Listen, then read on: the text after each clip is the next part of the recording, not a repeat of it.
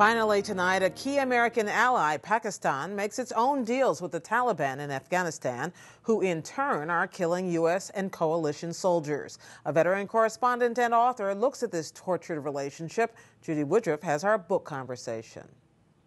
While the United States has 100,000 troops fighting in Afghanistan, that country's neighbor to the east is in some ways more vexing and challenging for U.S. policymakers. Pakistan is fighting the Taliban on its own territory, but by some accounts, it's supporting the Taliban in Afghanistan. A new book, Playing with Fire, Pakistan at War with Itself, by Washington Post correspondent Pamela Constable, delves into all of this, and she joins us now. It's good to have you with us. Thank you so much. A provocative title, Playing with Fire, Pakistan at War with Itself. What do you mean by that? Oh, that means the many layers of meaning in that. Playing with fire in the sense that Pakistan has always flirted with dangerous notions. It's always sort of had this nuanced, subtle, denied, unclear relationship with all these militant groups, mostly because they wanted to use them as proxies against India, which is their longtime adversary. But now it's all come back to haunt them, and many of these same militant Islamic groups that they sort of thought they could manage or handle have gotten way out of control and not only moving against Afghanistan, but in many cases turning against the Pakistani state itself. You've spent a lot of time in the country reporting from there, Pam Constable. The feeling many ordinary Pakistanis have for the Taliban, I mean, we see all these terrible things the Taliban does, and yet you say many Pakistanis regard it as a force for good. Yes, I would say that, you know, I don't want to oversimplify it by saying that Pakistanis are in love with the Taliban. It's not true. I mean, most Pakistanis have never met, you know, a member of the Taliban, and most Pakistanis would sit here and say they don't believe in chopping off people's heads or, you know, any of the terrible things they do. But on the other hand, there's a great surge in what I call a very emotional kind of attachment to the religion of Islam that's been going on in Pakistan now for a number of years.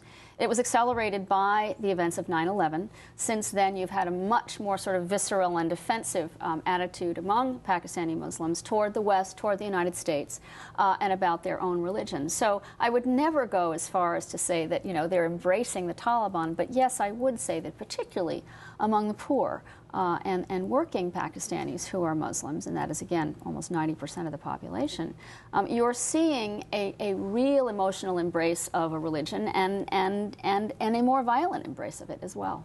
Another thing you write about with regard to the Taliban is how many Pakistanis see it as providing justice. To the outside world, that sounds strange. What do you mean?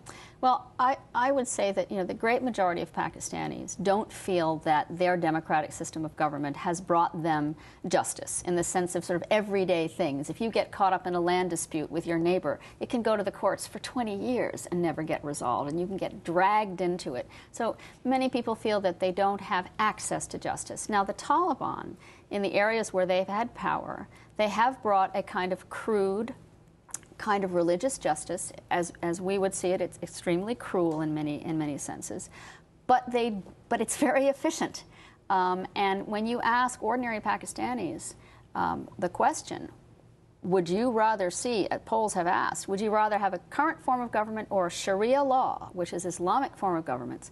Many people would say Sharia law. Now, they might not understand what that would mean if a Taliban-type group was in power, but there's this strong, strong sense that a religious form of government among many people would provide more justice. You do write to some extent, of course, about the role the United States has played in Pakistan. How do you see that connected to what happens in Pakistan in the near term? It's such a complicated relationship. Of course, going back to the Cold War, when you had the Americans and the Pakistanis on the same side supporting the Afghan insurgents against the Brezhnev regime, it's a very old relationship. It's a very old and strong strategic partnership. Of course, many Pakistanis have come here, have gotten visas, have settled here. It's a long time relationship. But what's happened in recent years, particularly again since 9/11, is it's become a kind of estrangement. There's been a lot of tension added into the relationship. And because you have militant groups, Islamic militant groups inside Pakistan, especially near the border of Afghanistan, who've been fighting and running back and forth and causing all sorts of problems, the Americans have responded. And then particularly they've responded with this campaign of drone attacks, which are unmanned Predator kinds of planes which drop bombs and missiles on suspected militant hideouts. This has been very controversial in Pakistan, and the public has gotten very whipped up over this issue of drone attacks. It's become a real buzzword.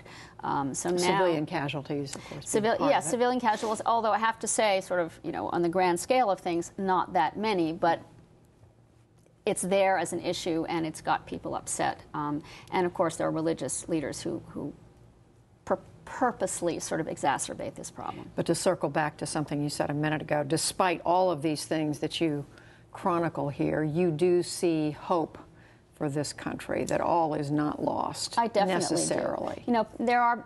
Pakistan has become sort of famously labeled as a failed state. I don't see Pakistan as a failed state.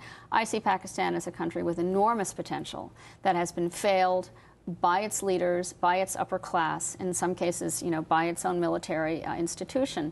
But 180 million people with, all the desires of anyone else to work, to be free, to get an education for their kids, to move up in the world. They want what everybody else does, and they're willing to work for it. So, if a new generation of leadership comes along that's really serious about pushing this country into the future, I see no reason why it can't compete with any other country.